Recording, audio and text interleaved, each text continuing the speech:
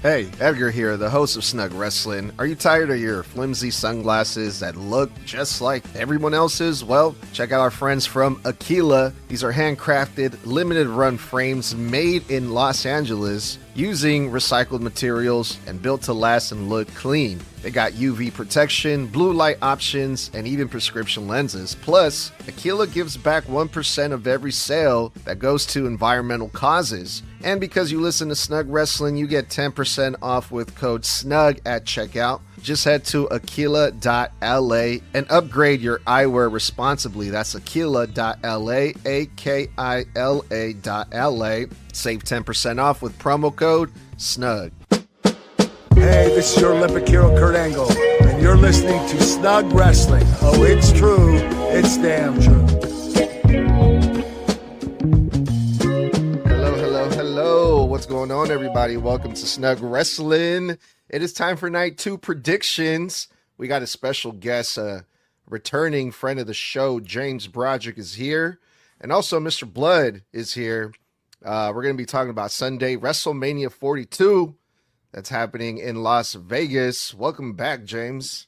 Thank you so much. Good to see you, dog. How you doing? Good to see you guys. I'm great. I'm good. I had a snug shirt on earlier today, but finally got really warm in New York, so by the end of the day, too sweaty to wear it right now after the shower. Or I would have done the same thing. Yeah, dude. I was like, by the way, I've been getting compliments. I'm so sorry. I swear to God, I've been wearing it. So the NWO one I wear is like a normal shirt, and then the sort of Brock Lesnar-ish, like there's a sort of demon one. I cut it as a muscle tee. I work out in it all the time, but like you have no idea. The fact that I'm not wearing it is because I wear it so much. But yeah. Anyways, so if anyone asks you about that shirt, I explain always. I got it from Snug Wrestling. It's a wrestling podcast. It's super dope. Yeah, but I got that idea, that shirt design. It's from like an old WCW Vader gimmick where he used to do. Oh. He used to come out with like this big old head thing that looked like an elephant, and I thought that's kind of cool. I'm gonna try to make something out of that. The mastodon. Yep. Wow. This is one of mine, Rhea Ripley inspired. Snug Wrestling is always on top. But I'm a massive anime fan, and I thought, well, it'd be so cool to do a caricature of Rhea in anime form. So yeah, how you been, James? I saw you were at Madison Square Garden. Yeah, I went to the Raw. It was such a fun night. I brought 2 really old friends. We managed to not even drink too much. I had an important thing the next day, and it was one of those. Of course, it's the next day, like. It was also Monday too. Yeah, I know. And it was great. We were very chill. I was afraid I was going to lose my voice, and then I had to tone it down. Like I spent all my yelling like too early on, but it was really fun. There was a couple fun dark matches too. There was one with Bravo and Ryo and Javon, which was super fun. It was a great night, and seeing Punk and having him have a pretty memorable moment right in front of me was pretty great. That's pretty awesome. I was at last week's Raw. I didn't think it was the best show, so I'm glad to hear that at least the one you went to was really good. From what I remember, the ones from Madison Square Garden, those shows are usually pretty good. Yeah, they always seem to give us a lot. I feel lucky. I feel like they always do a lot. Like whenever I go to a Raw or SmackDown in MSG, they always have the champion of the other brand come, which they, of course, don't always do. It just seems like they like to play it in New York. It's dope. It's lucky. How you feeling today, Mr. Blood? I'm doing great. Spent a lot of the day with my brother today. Of course, he's the one who got me into pro wrestling, 24 years ago.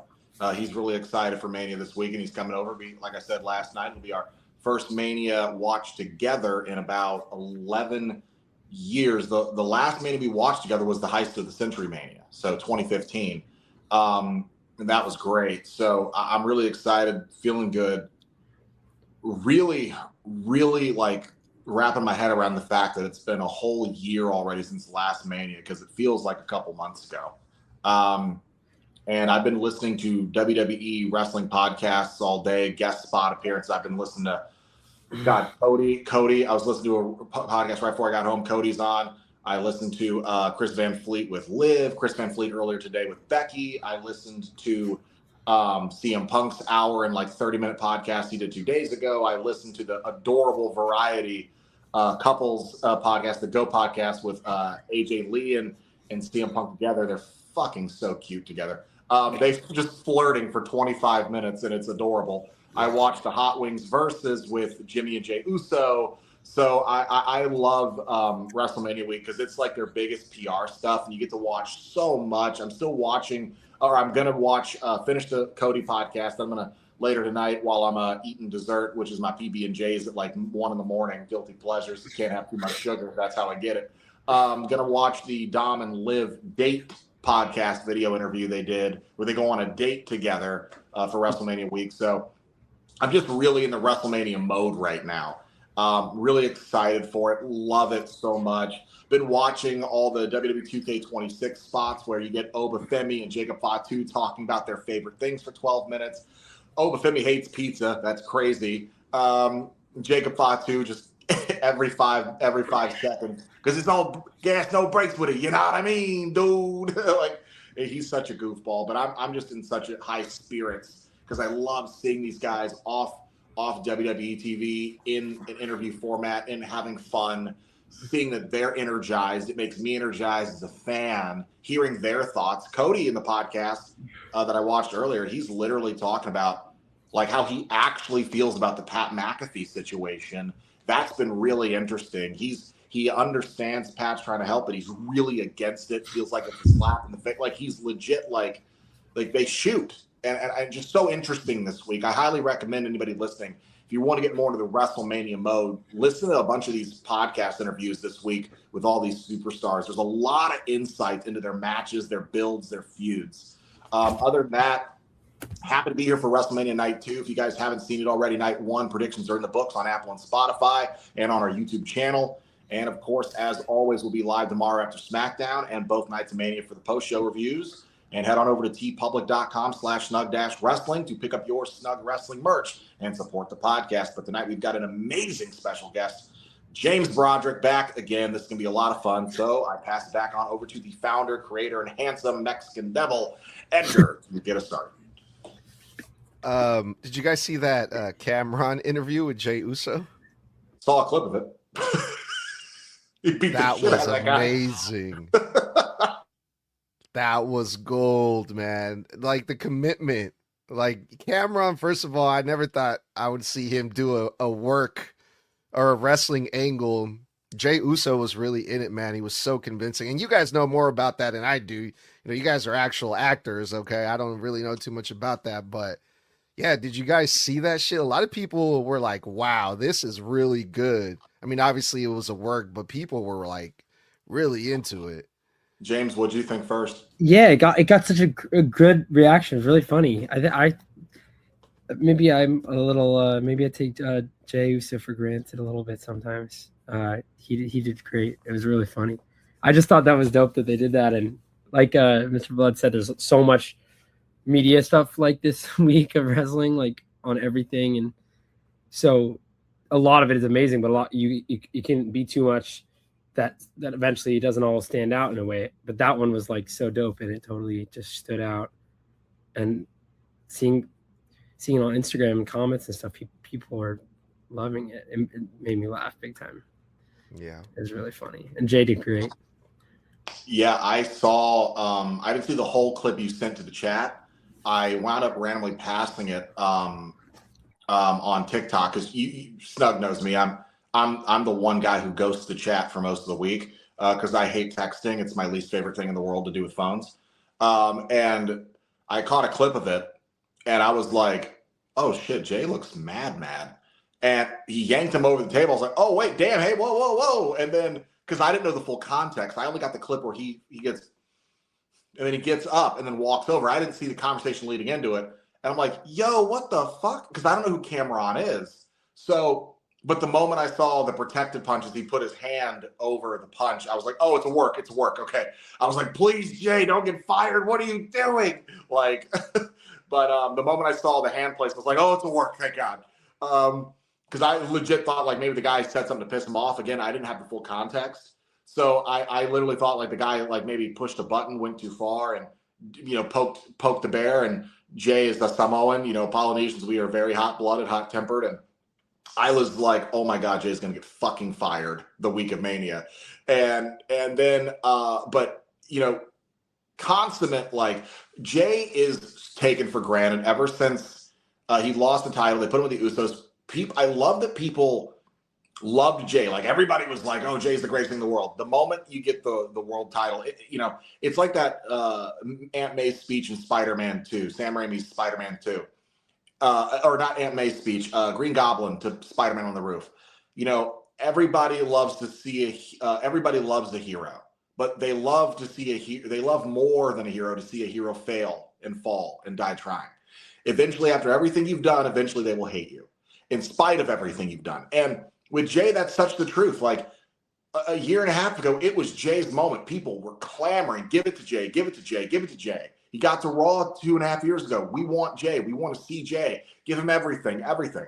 Moment he gets the big one, Jay sucks. Worst wrestler in the world. He's terrible. He's terrible. He doesn't know what to do. He can't cut promos. Jimmy's the better promo. Jimmy's the better this. And I'm like, did you guys forget that the majority of the bloodline was hinged on Jay's fucking ability to sell his facial expressions, his ability to act, to get you to buy in? He's half the reason that the bloodline was such a great story.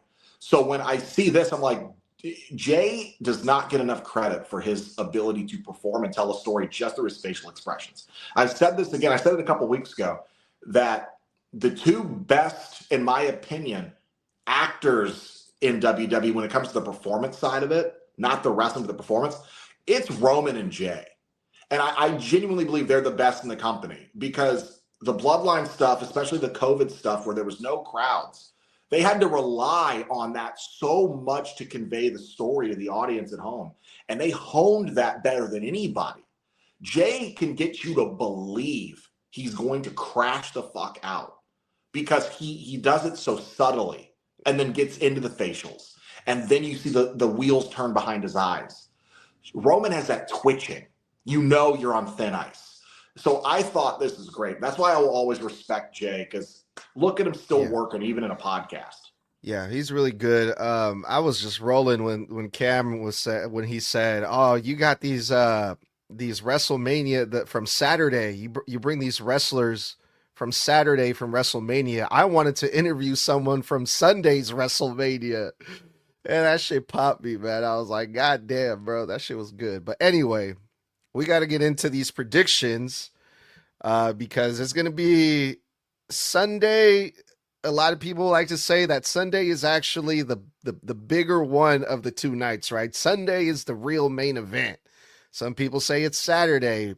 However, on this Sunday card, we're going to start off with your guys' personal favorite, the World Heavyweight Champion CM Punk versus Roman Reigns. And kind of like Randy and Cody, these two have a lot of history too. These two, Roman and Punk, have wrestled each other going back to 2014 maybe, and everything ever since, you know, with Paul Heyman, both of them being, having Paul Heyman as a manager. They main evented WrestleMania last year as well in the triple threat match. So these two have this rivalry that's been going on for a very, very, very long time. And the build up to this match has been pretty good, I got to say. However, this is for the World Heavyweight Championship. Is CM Punk going to be able to retain, or would you rather see Roman Reigns become World Heavyweight Champion? All right, so there's some stuff to unpack here. First and foremost, the night one versus night two debate that everybody likes to get into. Night two is the bigger night. Well, that's funny because I remember last year, night one was the much better night, had the much better main event, and sent the fans home happy on night one. When it comes down to it, this story is, 12 and a half years in the making since the Shield debuted in 2012, Survivor Series. And then Punk was really outed as the guy leading them around in early 2013. And when it comes down to it, like, people love to forget, you sleep on Punk's ability. Punk beat all three members of the Shield in the same match, a 3-on-1 handicap match at one time. So for Roman to sit here and act like he's going to smash CM Punk, I think it's funny. I'm like, Roman, he beat you and Seth and Dean at the same time on his own. Okay? So it's not like Punk is just some weak guy, right? It's not like he can't get the job done. He, in the history books, has beaten Seth twice, and he has beaten the both of you at the same time. It's not like he's a pushover. And we're talking about a guy who took Gunther to his limit at night one SummerSlam last year and won. He beat Gunther clean, something we got to see if Seth can even do, something we're still waiting to see if Roman can even do. But it's funny because if Punk can beat Seth and Seth can beat Roman, but Roman can't beat Seth, and he never has, I find it funny that Roman thinks it's going to be a walk in the park. My biggest thing here, I want Punk to win because I think there's a lot more mileage we can get out of this title reign. Roman had it for 4 years. He doesn't need it again. I don't think Roman ever needs the title again. I don't think Punk needs the title either, but he does a lot of great things holding that title. And he's had some great matches, great defenses just this year alone. I said this last night, and I want it to get clipped tonight, so this is my second chance. The reason this feud is so great, and we found it on Monday, is because these guys are two sides of the same coin. Roman hates Punk and is jealous of Punk because Punk had all of the fan support and love, but none of the same success that Roman did. Punk hates Roman because Roman had all the success Punk clamored for, but he had all of the crowd support Roman couldn't get at the same time. The 10 years Roman was trying his best to be the big dog and failing, they were cheering for a guy who wasn't even there. And Roman is hoping that when he goes, they'll do the same in his favor. So I love this. I'm going Punk. This is such a great story, but it's got to be Punk. It's so hard. I was talking about this to someone else really recently yesterday, and we were just saying, like, geez, it's really been one of the main events. I feel that a lot of the main events, and it doesn't always make them a bad thing. I feel like in a way they kind of go how I kind of knew they would go. Not that that's not good. It just often the result aspect of it, the final aspect of it, I get a grasp on. And this one I feel really unsure about. Like, as you guys know about me, Punk is my guy, and I want him to win. And I want him to win because I want him to win. And I also want him to win for every reason that Mr. Blood said, every single reason. The hang up for me is the reality to me that on a sort of meta power scaling level of the story of the wrestling competition that the show is about, I don't think that Punk is supposed to be higher than Roman in that way. Like, I hope you guys understand what I mean. Like the kind of, I understand that I think Roman in a way is meant to feel like the highest on the totem pole on their best day out of everyone on their best day in this competition. So I feel all the same ways that Mr. Blood does. I think, though, therefore, that for that to happen, it's going to have to, I would be shocked and crying tears of joy if that happens clean, if Punk wins clean. I have a hard time believing that they're just going to say, yep, turns out the better wrestler in a no disqualification, in a DQ on, in a standard wrestling match, that Punk just will beat Roman. I don't know why. I wish that I would be very happy with that. But for some reason, I'm like, there's just no way that is exactly what's going to happen. So I kind of wonder about a finish with the turn, or a finish with someone else being involved. Yeah. Yeah, it makes perfect sense, man. Usually a main event like this tends to turn out pretty insane with an unexpected run-in or something like that. I don't know, man. I don't know who I want to see go over here, because I've really been enjoying CM Punk as World Heavyweight Champion. Like, for instance, Punk is undefeated since he won the World Heavyweight Championship. He defeated Braun Breaker, AJ Styles, and Finn Bálor 2 times. Those were 3 really good matches. CM Punk beating Roman Reigns means we get to see more of that. But like James said, it is Roman, right? So that's going to be a little bit hard to believe that CM Punk is going to be able to do it. On the other hand, Roman Reigns has lost his last 2 WrestleMania matches. Again, this is according to ESPN. Last year's loss, it says, marked the first time in his career that he has dropped back-to-back WrestleMania matches. He's overall 9-4.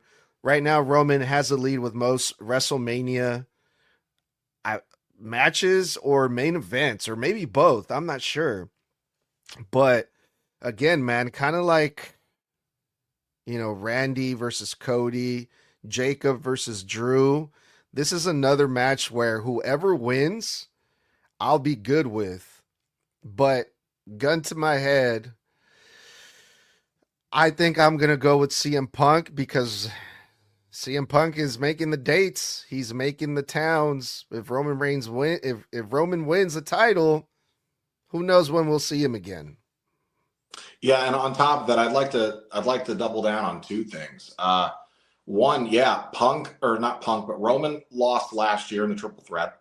Year before he lost to Cody, but the night before he lost to Cody, he won with The Rock. So it's one of those things where on that same night, the same weekend he did lose, he did win. And he does now have the most WrestleMania main events in history. He passed Hulk Hogan at WrestleMania 40. So when it comes down to it, there's that. But then I'd also like to, James said something along the lines of because of the power scaling, because of Roman's standing, and because he doesn't believe there's going to be a clean finish. I like that idea because one of Punk's biggest points has been Roman can't do anything by himself. Roman also put a Samoan hit out on CM Punk. But what Roman said specifically was, between now and April 19th, and on that weekend, he's mine. But afterwards, open season. We know Roman to be extremely egotistical and terribly frightened that someone could get the better of him. Now, Roman's a babyface and Punk's a babyface. But is there a chance that Roman maybe goes back on his word, or somebody takes it into their own hands, interferes in the match, and helps Roman win whether he asks for their help or not? And I'm wondering if we're going to see the debut of another Samoan, Zillifa 2, or somebody else. But there's also one thing that we're not thinking about. If you smell what The Rock is cooking. Because, Sika was Roman's dad. Roman is the tribal chief, but in shoot and in kayfabe, the high chief is The Rock. And you can't just be Punk shooting your mouth off, and they do have history. Anything else you want to add, James, before we move on? There's too much. There's so much to say. I agree. Again, I'll let us move on quickly, but my heart, like my heart and everything is Punk. It's just that there's a part of my brain that feels like if I were a doctor or a mathematician, that would be saying, "There's no way he's gonna be Roman clean," But I really hope he does. That would be dope. And you never know. Yeah, The Rock. We'll see. I could see it.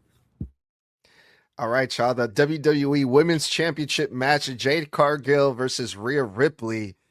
Jade Cargill is fairly new to the game, especially when it comes to WrestleMania. This is going to be her first main event or title defense at a WrestleMania. I believe Jade wrestled at last year's Mania, was it? Or am I mistaken? Let's see, WrestleMania. Yeah, she wrestled. I think it was your girl, Tiffany Stratton, blood. My girl, get the fuck out of here. Yeah. So she won both of her matches since WWE debut 2024. Rhea Ripley is 3-3 at WrestleMania. However, Jade Cargill has been in a winning streak. She's 7-0. But with everything that we've been seeing lately leading up to this match, I feel like Jade Cargill has gotten the better of Rhea Ripley throughout these few weeks. She's looking really dominant. And Rhea Ripley might be in trouble here, fellas. Here's my thing, right? I've said this before. I'll say it again. This will probably be the final time I say it. Well, I guess we kind of have to see what happens on the SmackDown episode tomorrow, the go home. But here's the big thing. Like I keep saying, a lot of people just haven't been thinking of is that the story that they told without actually telling the audience. And I get it, show don't tell, but I feel like this should have been highlighted by somebody in a fucking promo, and I hope it is tomorrow. Jade Cargill beat Io Sky clean. Somebody, keep in mind, Jade beat someone that Rhea has never been able to beat, and she did it clean. That's incredibly important. Oh, hey, Rhea, you can't beat Io, but I can. And if you can't beat her, what chance do you have of beating me? That's a story thread I need mentioned at least once tomorrow. I need it on the go home. It needs to be said. It's an important thread. You cannot just beat Io Sky of all people and not comment on it. Clean, without help. No BFAB, no me chin, no run-ins, no interference, no distraction. Fucking like a whistle. Clean. That's a big fucking deal. Io is a 2-time world champion. Okay? So for me, that right there worries me about Rhea. I also just keep in mind that because they couldn't get Bianca back in time, and because so many things shifted, they were forced to move Rhea out of her story with Io to put her in here to give Jade someone to go up against. Because originally, Io and Rhea were supposed to go for the tag titles at Mania. That was supposed to be a story they were in. So you got to wonder, is WWE really going to split up Rio when they're so popular with the fans, so over, people love them together, and there's still so much mileage to get out of their tag team together? I don't know. And for that reason, I think as much as I hate it, because I don't like her as her persona, I don't like. I also think she's greener than turtle shit as a wrestler, even with 2.5 years in WWE. It's gonna be Jade. I genuinely think Jade's got to retain here because I don't want to see Rhea moved over to the blue brand. It's not nearly highlighted enough. She's one of the biggest stars of the company, and she belongs on Raw. And there's so much more she can get out of Raw with Io. Plus, you want to see their tag team break up if that happens, and there's a story to tell there. So I got to go Jade, as much as it fucking scorns me. I got to go Jade.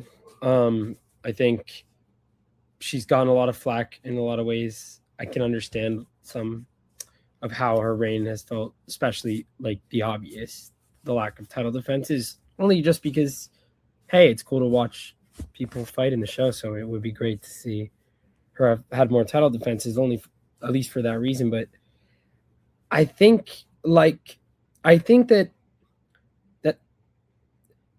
when Rhea won at the Chamber, it made sense, especially as those numbers dwindled down as people got eliminated. It just felt like, and I go back to, I hope I don't harp on it too much, the kind of, in my mind, what seems to be the scaling of skills or whatever, that I just became more and more like, well, Rhea's not really going to lose to so-and-so or so-and-so, and started to feel inevitable, like, despite the tag team and everything, that, well, you know, she's going to win this Chamber, like, as it went on. And she's the best, and, you know, my girlfriend loves her. She's like a weigh-in for people, like, for all sorts of people to get into wrestling. She's a superstar, you know. I think something is a little off, like, with it right now, like, with her, maybe about, like, how quickly they switched it from the tag team to this, or maybe it's about her real, like, relationship with Jade or something. But I would add that, and sort of my weird thing of, like, kind of liking, like, the new BFAB and Michin, like, click behind Jade, like, finding them extremely effective as, like, really heels that people seem to be very upset at, but frankly, that's allowed, like, and that's, I'm kind of getting, like, more of a kick out of it than maybe I should, or maybe other people are. But I think, like, there's a much more solid base there if Jade retains to continue that on at SmackDown, you know, to have because if she hasn't defended it enough before, well then hey, let her defend it in a big way against Rhea Ripley, and well now you're like the real queen of SmackDown, and people will believe that because of what you've done, and that opens the door for someone like from NXT or someone you don't, that then all sorts of things can happen. I think it might actually be easier for Rhea to take the loss, but in a way that protects her because she's a superstar and I root for her in general. So it's nothing against her. Yeah, man. I've really been liking that new faction too with B-Fab and Mi Yin with Jade Cargill. And if Jade were to defeat Rhea at WrestleMania, can you imagine the amount of heat Jade Cargill would get from that? I can imagine her showing up the Friday night, the SmackDown after Mania, just getting booed out of the arena because she defeated everyone's favorite Rhea Ripley. I would like to see that. I think I'm going to go with Jade Cargill as well. But we'll see what happens with that one. I want to give a quick shout out to this is his YouTube name, Big Daddy P321 says, "What's up, everyone? What's up?" And also Toxic says Jade versus Naomi at last year's Mania. I don't know what he's what he means by that, but shout out to Toxic. He was correcting you because earlier you said it was Jade versus Tiffany. It was Jade versus Toxic. Naomi last year. Yeah, it should have been Jade versus Bianca, but they had to fuck that up. It was Jade versus somebody. That's all I remember. Yeah, I'd also like to remark before we move on that at the end of the day, it just doesn't make sense to take it off of Jade now. I know she hasn't really defended it, but there's still quite a few stories she can tell on SmackDown, and we could still see a title match with her and Alexa, her and Nia, her and Charlotte. You got to think they're probably trying to hold their breath, hoping that they can get Bianca back in a short enough amount of time where they can have Bianca versus Jade for the championship too. That's a story we've been waiting over a year to tell. And I told you, I ran into Montez Ford at a MegaCon a few weeks back, and I asked him, hey, I said, I hope, Bianca is healing up well, and I hope she's doing okay. And he said she's on a fast track, and everything, she's doing good, and it's just a knuckle thing. But he seemed very optimistic that she wouldn't be out much longer. So you got to think that WWE's maybe trying to keep that title on Jade to make her as strong as possible for as long as possible. So when Bianca comes back, it's a great first program for Bianca and a massive hill to climb. And if we can get her back over the late spring, early summer, I could see Bianca versus Jade for that championship at SummerSlam. But I don't see them, as weird as it is, I just don't see them having Jade drop it anytime soon. I really don't. Yeah, and also, in the meantime, we have been seeing Jade Cargill have some stare downs with people like Charlotte Flair. I think that's a match that the WWE just has to do. They just have to do Charlotte versus Bianca, right? That's one of them. But yeah. And does it really make sense for Rhea Ripley to win it and then move over to SmackDown? I think her stories and what she's been doing really should stay on Monday Night Raw, right? I agree. I agree. I genuinely feel like if Raw is the bigger show and it's treated as the bigger show, and WWE will tell you it's the bigger show, you want to keep your biggest stars on it. Rhea is a fucking main attraction. I mean, there's very few people come along in this business that have it, let alone have crossover appeal from division to division. Rhea is a big deal in any division. Rhea is bigger than 95% of the male stars. You want to keep her on the big show, ESPN's, the Raws. You want to keep her Netflix. There. Yeah, the Raws on Netflix. You really do. And I think she's very transcendent.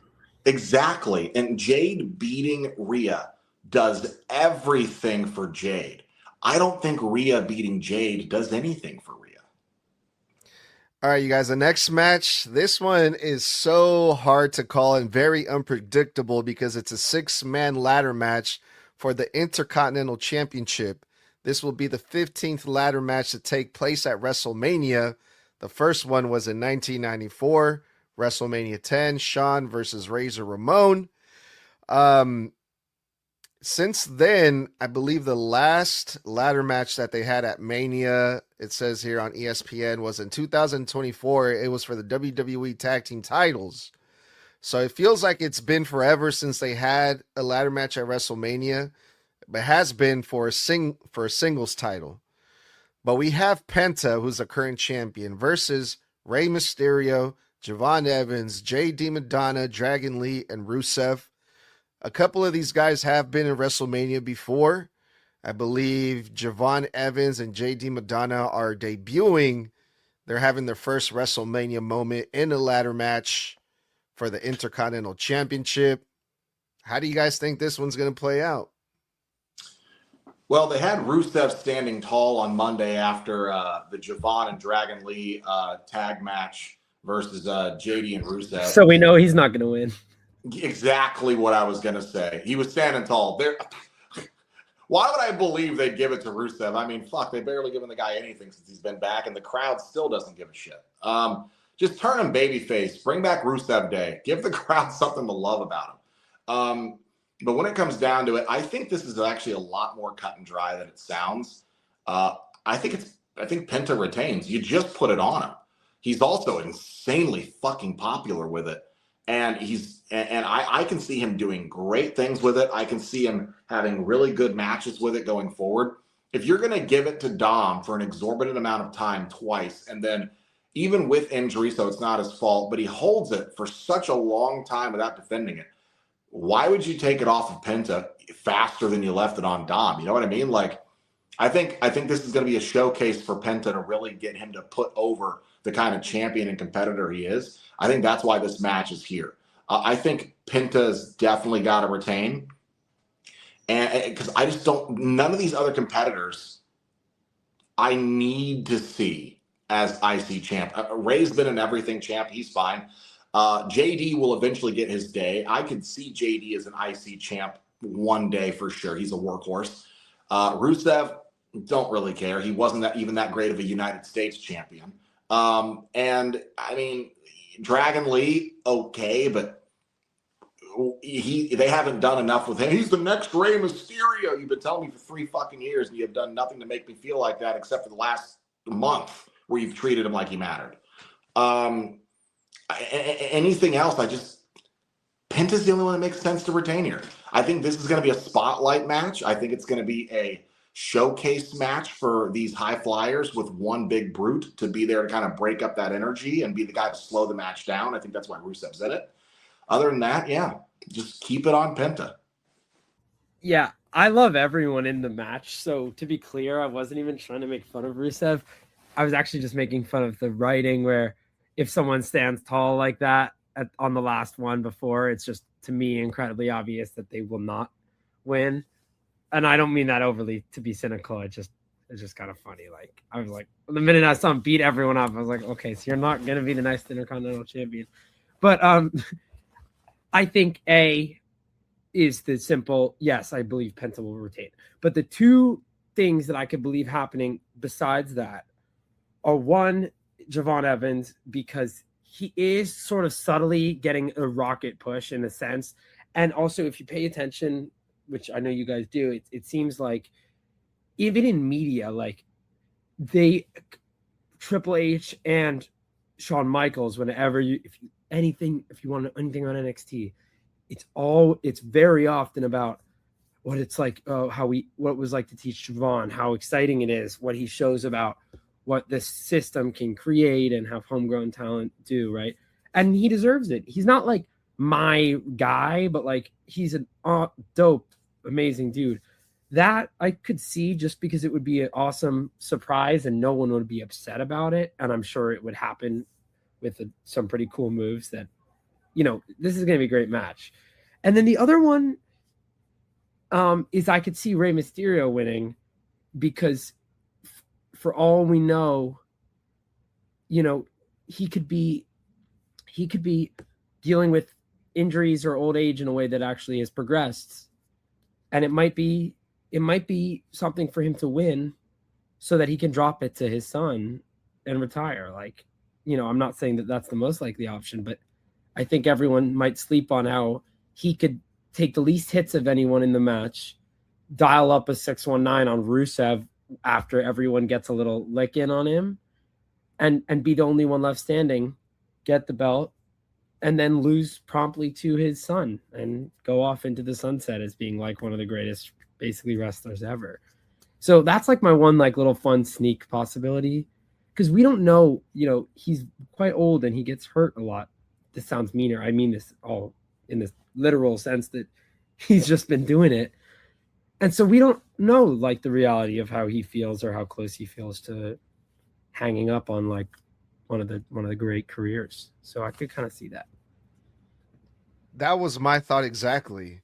Because, yeah, I mean, when I found out Rey Mysterio was going to be added to this match, I was kind of worried. I was like, wait a minute. He just came back from having multiple injuries, and his first match back is going to be in a ladder match. Okay. But I can see that happening too. I'm pretty sure Rey is getting ready to retire. Why not let him win it one last time, and then his retirement match versus Dom could be for the Intercontinental Championship. That's definitely a possibility. Another possibility is Penta retaining, because there is a big Triple Mania event coming up in like August, which is like basically the WrestleMania for AAA. So I'm like, it kind of makes sense to have Penta go into that event as Intercontinental Champion. However, I'm pretty sure they already announced that is when the Lucha Bros are going to reunite, which means they're going to have a tag team match. So if that's the case, Penta doesn't need to be Intercontinental Champion to have that match. So I think we're going to get a new champion. And I think... Can you mute yourself, Blood? Sorry, I'm hearing some static. And I think that we're going to see another WrestleMania moment that we had with Matt Cardona. What was it, like 10 years ago, where he won the damn thing out of nowhere, but then he lost it the night after that. But I don't think that's going to happen again. I think it's going to be Dragon Lee. With everything that they've been doing with Dragon Lee, teaming him up with AJ Styles, he's been using AJ Styles' finisher. He got the pin on Monday Night Raw in that tag team match for his team. I think Dragon Lee would be the unexpected pick here that the people would, I'm not going to say love, but get behind eventually, Oh, people would eat it up if he ends up doing a Styles clash on Rusev or someone, and the people will go ballistic, and it could totally change. Everyone in that 6-man is so able, like in the ring, that whichever one if they plot it out right, all of them could turn a crowd their way. I think on the biggest stage of them all, so that would be awesome, Edgar. I wouldn't have thought of that, and that would be so fun, I think. Really quick, any static? No, you're good. It's just when someone else is talking. Okay. I don't know why your phone. Probably microphone reverb. I just wanted to make sure. Yeah. Audio quality and all that. I'm actually, after what I've heard you both say, I'm actually going to change my prediction. And I'm going to change my prediction not only because of what you both said, but because I forgot one of the podcasts, because I listened to 4 different WrestleMania interview podcasts today. And one of them was Triple H and Shawn Michaels interviewing with each other, talking about NXT, talking about WWE main roster. And in that interview, they both spent a fair amount of time highlighting one individual, and it was Javon Evans. I don't know why they would talk so highly, and they spoke highly of Javon. And even Punk spoke very highly of Javon in 2 separate interviews this week as well for Mania. They really believe in him. They say he is the hardest worker. They say they're proud of him. They said that the only thing he listens and absorbs. They told him, stop worrying about the flippy stuff. Work on this, work on that. He goes into work one night. He works on it, comes back, directly asks Triple H, hey, did those punches look better? Kid's a student of the game. So I actually think Javon gets his WrestleMania moment here. I think they make Javon to this weekend. Because realistically, I do not see them having Penta hold that Intercontinental Championship through the summer. I don't. I think Penta's getting past the point where he needs a title. I think that he's got such a connection with the audience. They're not worried about him being a champion. He's a merch machine, and he is a massive, massive fan favorite. And I don't think he needs a title. But having Javon, you know, you want to get Javon a made man out of nowhere, surprise him, give him this WrestleMania moment. I think this is the match you could do it in. And I think that nobody would be upset about it because it's not like he beat Penta one-on-one, right? He won the title because he got the opportunity and he capitalized on it in the match. And I think that would be great. So I'm going to switch from Penta to Javon Evans. All right. Speaking of NXT and creating new stars, how about Trick Williams versus Sami Zayn for the United States Championship? Now, Trick Williams, as much as some people love or hate him, he is over. He's a heel, but the people love him. He's a cool fucking heel. And he also has the cool manager, Lil Yachty, to accompany him ringside at WrestleMania. That's always cool. But Sami Zayn just won the United States Championship not that long ago versus Carmelo Hayes. Sami Zayn has been getting booed. The people want to see Sami Zayn turn heel. Are we going to see a different Sami Zayn? I mean, I'm happy for Trick Williams, but I'm also kind of disappointed Carmelo Hayes didn't get this opportunity. So, I mean, if Trick Williams pulls this off, that'll fucking send him straight to the top, man. And that's what I would like to see happen. But what do you guys think? I genuinely think that this still ends up being a triple threat after tomorrow night. I think that Carmelo's getting in that fucking match tomorrow. Because he's still a part of the story. Why would you have him build that United States title up for so long, feud on and off with all these guys, have this argument shit with Sammy, have these arguments and segments with Trick, and then just leave him off the show? He's been a part of the reason this match got put together. I genuinely think Carmelo gets added into this match on SmackDown tomorrow. This is a triple threat. It smells like a triple threat, walks like a triple threat, talks like a triple threat. It's a triple threat. And that being said, that makes it even harder, right? Because if Sammy's getting booed, I'm wondering if we do a double turn in this match. I'm wondering if Trick becomes the face, Sammy becomes the heel. It's also, if it becomes a triple threat, no disqualification, Lil Yachty. And when it comes to that, then if Lil Yachty gets involved, it's a triple threat. I could definitely see them putting it on Trick, because in that same interview that Shawn and Triple H were talking for about 20 minutes and they highlighted Javon so much, they focused on two guys in that interview quite often. Trick Williams was the second guy. Shawn Michaels literally straight up said he is a sponge, a student of the game. Triple H said, I love that guy. He has got everything, all the tools. And then Shawn literally said, I could see myself building a brand around that guy. I genuinely think Trick Williams is the one to win this. But if it's not a double turn, I have no problem with him winning due to interference from Lil Yachty. I think that it's still a heel. It still works. It's a great angle. Lil Yachty, I don't think they would involve Lil Yachty in this. He was just going to stand there for the whole match. I definitely think he's getting involved. So I gotta say, Trick Williams, a la Lil Yachty interference, but this is a triple threat. Make no mistake, gentlemen. Yeah, totally possible. Totally makes sense. I don't know. This is a really difficult one. It's always hard to tell with this stuff. What's a response to fan reaction? What's us being led into reactions that we think we came up. There's this eternal debate about how organic heat or hype is, how much of it is the fans, they went against the company until they listened or not, so I bring that up about Sammy, like, oh no, we're showing that fans are showing they don't actually like him as babyface or whatever, versus how much that they've been aware of that and are doing the things to get us there, knowing that we're there and getting somewhere. I do think Sammy's just such a great wrestler, and he got caught. He's been in a weird position with the fans where, like, if you ask someone who's like booing him beating Melo to explain why they're booing him, other than that they really liked Carmelo's title run, which, by the way, it's an open challenge championship.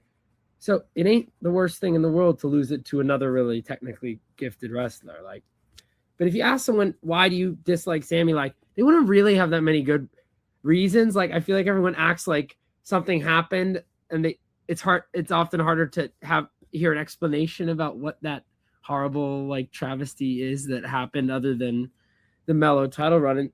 But I think we've gone so far in that, and he deserves something stable like Sami. He deserves something that is a heel or a face. He doesn't deserve to have this odd mixed reaction that becomes mute, because he's an awesome dude.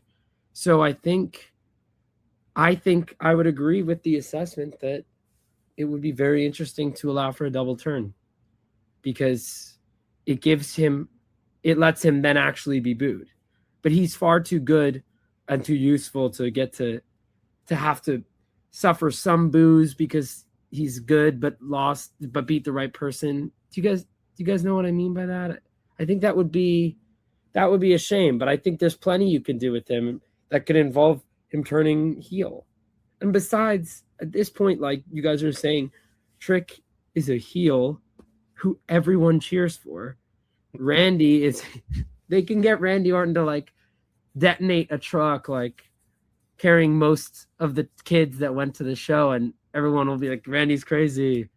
Like this heel thing is a little bit, it's not what it was. Like, it's not like the 80s. Like, a heel isn't really getting people to try to kill them. It's like kind of a fun thing. The lines have been blurred, and I apologize for the metaphor I used being a little extra, but the lines have become so blurred. Like, there's not like the same kind of true heel and face in most cases. So yeah, so let Sami be more dastardly then, you know? That's my take on it.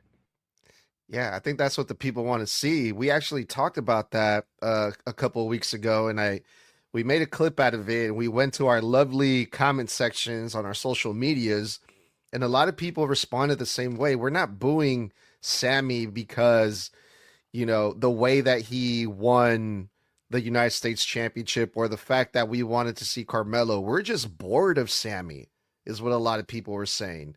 We're over this whole underdog stuff. We just want to see him do something new, something different, is what a lot of the reactions the fans were getting. But yes, another good match. And from one NXT guy to the other, Oba Femi versus Brock Lesnar. I think this is one of the matches that most people are most hyped for. Well, I know I am for sure. You didn't say who you thought should win the United States title match. Good old Trick Willie. Trick Willie. Lemon pepper steppers. That's what I want to see. Yeah, man, this one is also going to be good because I feel like this match kind of ties into the Gunther and Seth Rollins match. I would like to see Oba Femi win it, right? But again, I just go back to that, and I'm sorry if this is gonna maybe throw you guys off or confuse you guys, but I think Brock Lesnar has to win this. I think Brock Lesnar has to beat Oba Femi, because it all goes back to if Gunther wrestles Lesnar at his retirement match, I don't think you can have Lesnar going into that match being beaten by Oba Femi. And I'm getting way ahead of myself, but I can't help but shake that feeling. What do you guys think? I'm completely opposite thinking. I think because we predicted on night one, Gunther has to beat Seth so he stays strong. So I'm okay with Brock losing to Oba, because here's the thing. Gunther's entire thing is being a career killer when he believes that it's time to put you out to pasture. There has to be a reason Gunther believes Brock should be put out to pasture. Gunther will beat Seth, someone who also beat Brock just a handful of years ago at Mania and did it in like 5 minutes.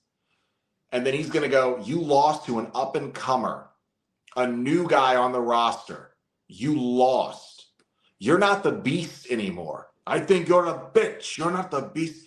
I think he's going to go like that. I think he's going to go to Paul and say, the favor I want you to give me is a match with Brock, because I'm going to do him the favor of putting him out of his misery. He's not the beast anymore. And I think that's going to be Gunther's reasoning for wanting to take out Brock. You're this big, bad guy that everybody's afraid of, and then you lose to a newbie, and you think you can still walk around here and act like you're tough shit. You're not the best. You're not the beast anymore. I'm the career killer, and now I beat the Beast Slayer at WrestleMania in Seth Rollins, and now I'm going to kill the career of the Beast. I'm going to kill the myth, the legend of Brock Lesnar. So I think Oba goes over here because I think Gunther needs to sense that blood in the water around Lesnar. I'm going for Brock. I love when he ruins everything. Everyone gets so upset, but that's kind of the thing. I love when he messes up all the stuff that we as fans are trying to tell people and love. And I like when he ruins it all, because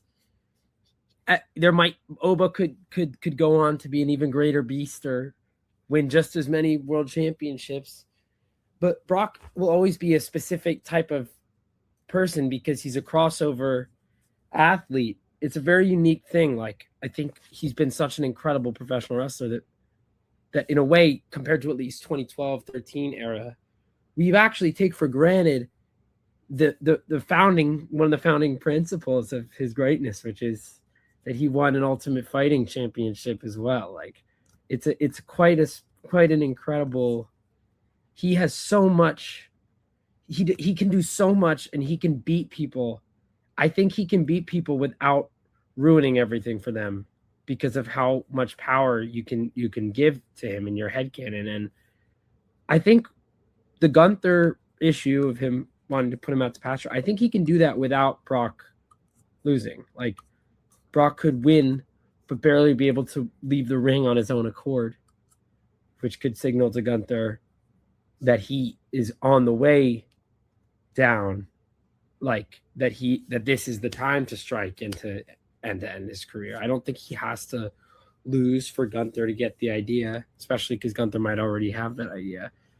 But for some reason, I'm just a jerk, but I just like when Brock ruins everything. And Oba's so good and so young that he can get over it. Like, I understand how huge and monumentous it would be for him to get the win, but he could totally, if he loses, I don't think everyone's going to think he's not this mountain of a man or anything anymore. Like, and because there's a lot of ways to lose. Like, I don't think he'll get walloped, but I just think it would be kind of horrible and funny and interesting if Brock found a way to win. And like you said, Edgar, if he could just find a way to ride it out until he retires. I just think that would be dope. Yeah, I'm a jerk too, James. So I love when shit like that happens. And I feel like Oba already won, not the match, but just putting him in the same ring versus Lesnar at a WrestleMania. I mean, you're seeing the people get behind him already, which is the point. And also, losing to Brock Lesnar, it's not the worst thing in the world for anybody. Not even for Oba. So if Oba loses at Mania, the people are still going to care for him. They're still going to like him. This is just the beginning for Oba Femi. He's got a long way to go. I say it makes more sense for Lesnar to win. I know we're going to get chewed out for that, but there's also a lot of ways to lose. Like, losing doesn't have to mean he eats 3 F5s and is like unconscious. He could get small package after clotheslining Paul Heyman while having beaten up Brock for most of the match and have that be the thing that tells Gunther he is weak. Like, this, I can strike. I don't think it's impossible for Brock to win, and that I don't think that has to close the door on everything that Mr. Blood has rightfully explained is necessary for Gunther to want to use his favor about Brock. Well, we have, as of right now, 6 matches. Unlike night 1 that has 7 matches, they might add a 7th match for night 2 tomorrow on Friday Night SmackDown. But the last match that we have left here on the card is the Demon Finn Bálor for versus Dominik Mysterio. This is a non-title match. This is kind of the fallout of, Finn Bálor being kicked out of the Judgment Day. It's been a long time coming. We haven't seen the Demon in WWE in over 3 years. Should be a good match. A lot of story here, a lot of history here between these two guys. Are you guys excited to see the Demon, and who do you guys think is going to win? I'm actually a bit aggravated at the build of this. Here's the problem, right? WWE throughout the last 2 months has been very impatient. Okay, so what does that mean, Mr. Blood? What that means is Gunther was originally supposed to face Rey Mysterio at WrestleMania, but they got impatient. I don't know if he was going to be cleared in time, so they set him up with Seth. A week later, Rey comes back, so now they've already started the Seth Gunther program. Now they throw Rey into a ladder match. Then they weren't sure what was going to happen with Braun Breaker. Didn't come back in time. They needed something for Seth to do. He gets Gunther. They're impatient. And then we get a 3-week build to a match when everything Seth has done for 6 months has been adjacent to Braun Breaker. Then we have them kicking Finn out of the Judgment Day. And then the following week, Roxanne Perez returns, even though she wasn't there for the kick out, but Finn is the one that brought her into the group. And then last week, we see Liv bringing up that very fact in a backstage segment to tie it all together. And I'm just like, there's so much jumping the gun. It was the same thing for having, like I said, when they had Brock and Oba a couple weeks ago, they they face to face and they separated them and stuff. And I said, right, story beat, wrong place. That pull apart brawl should have been saved for Monday this past week, the go home show, not last week. And then this week it's like, oh, we'll have them not even in the same fucking ring at the same time, and they'll do individual contract signings and take up TV time. I'm like, that could have been this week, the pull apart brawl, to send the fans home in a frenzy for the match. So there's so much I feel like good story beats at wrong positions and stories here throughout this Mania build. And one of the things that I feel has suffered is this Demon stuff. The Demon should be something we build to, and I mean build to. And ever since Dom and then kicked Finn out of the Judgment Day, we have not had one in-ring face-to-fucking-face promo with these guys. It has literally been video packages or Dom talking shit in the clubhouse. There was no, at WrestleMania, Dom, I brought you into the Judgment Day. And at WrestleMania, I'm going to take you out. But I can't do it as I am now, Dom. I'm going to have to do it. I have to get a little evil, get a little demonic. I think you and I are going to have a hell of a time. And then I think that should set the tone. We should have seen hints of Finn turning into the Demon. Not hints of him turning into the Demon through edited video packages with flashes. I need to see Dom shitting his fucking pants. Like, holy fuck, the lights went out. I'm in the ring. The rest of the Judgment Day disappears. And in the corner, a spotlight shines. And the Demon is right behind Dom. Dom turns around. Lights go out. Lights come back on. The Demon is gone. He doesn't even have to touch him. Just letting Dom know there is a fucking phantom of a Demon following him. Get in his head with it. Not just, hey, the Demon's at WrestleMania. I just feel like it could have been done so much better. And I feel like it was mishandled a little bit. I think Finn's got to win. I think when we listen to Finn, we win. I think Finn's got to win because I think Dom needs his comeuppance. I think Dom needs to kind of fucking, be put in his place a little bit here. I think after everything he's done, after all the shit Finn's done, we've got Finn on a babyface turn. Now I think this is his first feud as a baby in the babyface mode since coming out of the feud with Punk. I think you need to keep Finn strong in that. And I think he needs to beat Dom here to get his get back and prove that the babyface turn mattered. The Demon wasn't useless. And even with all of Dom's cheating, I think you can't beat the Demon. I also think that either in this match or in the one with Stephanie and Liv, I think Roxanne Perez turns on the Judgment Day and sides with Finn. So I think she's also a factor there too. So I got to go Demon Finn Balor. Yeah, it's so hard. They kind of both. It's another one that's hard to predict for me, at least. They kind of both need to win in a weird way because Finn really needs to win for every reason that Mr. Blood very rightfully brought up. Again, I'm sorry if this whole podcast I'm just echoing too much, but I would agree. The one thing is, like, when you think about Dom and you think about the trajectory that he's been on, he seems to just be, in a very general sense, rising and rising and rising and rising. So there's just as much of an argument that if he wins, it's just huge because, yeah, it does mean he can do it without Finn. Quite literally, he can beat him. So it pushes him in a huge way. But hearing you guys talk about the ways that Dom could need his comeuppance, you realize that that it's very possible for it to work by having Dom lose and learn in the loss what kind of guy he wants to be, how he wants to be able to win matches without help, without sneaking around too much.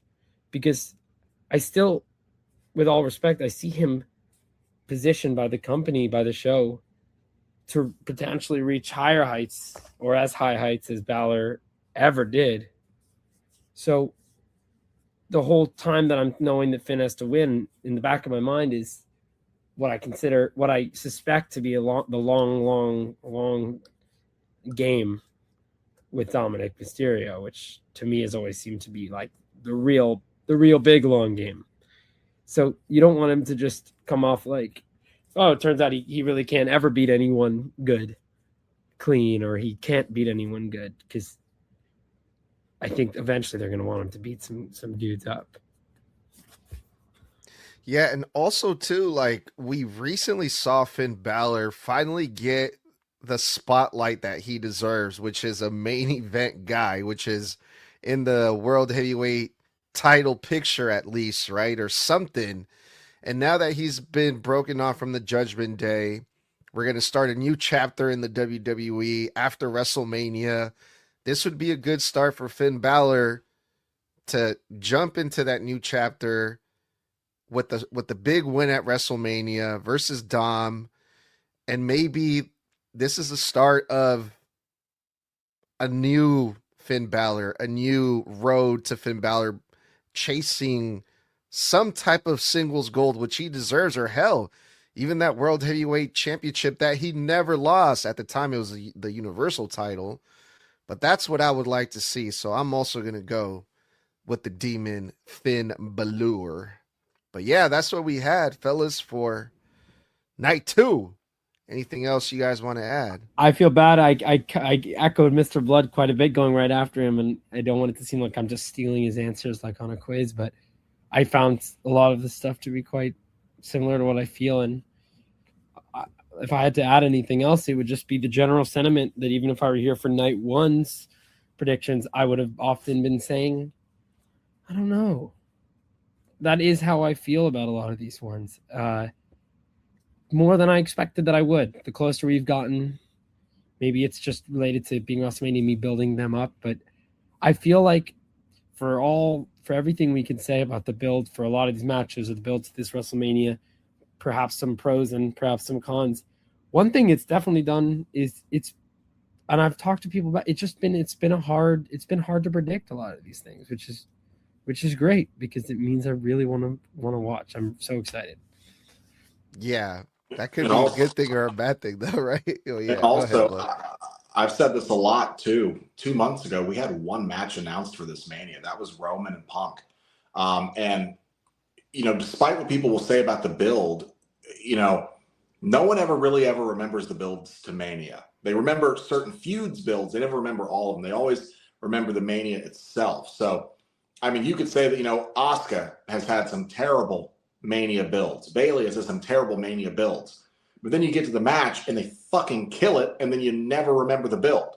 And people also got to give WWE a little bit of grace here. They were dealing with a lot of injuries leading into Mania season, out of the Rumble, out of December, into Chamber. so many unpredictable things. They just had to keep switching. Pivot again. And for all of that shit, this is still built into a Mania card that feels like a Mania card. It doesn't just feel rough shot thrown together. It feels like throughout all the pivoting, there was a backup plan to the backup plan. And I'm excited to see what this turns into, because even like people who are like, oh my God, the Gunther Seth match is so stupid and it shouldn't have happened. They're just throwing it together. It feels like, it's like, yeah, you're right. But what else were they supposed to do? Leave the two big stars that have had so much shit in the last year off the show when they're both presently available? Like, come on. We're trying to put asses in seats here. And despite what you'll say about their feud being nothing, it's going to be a fucking wrestling clinic when that bell rings.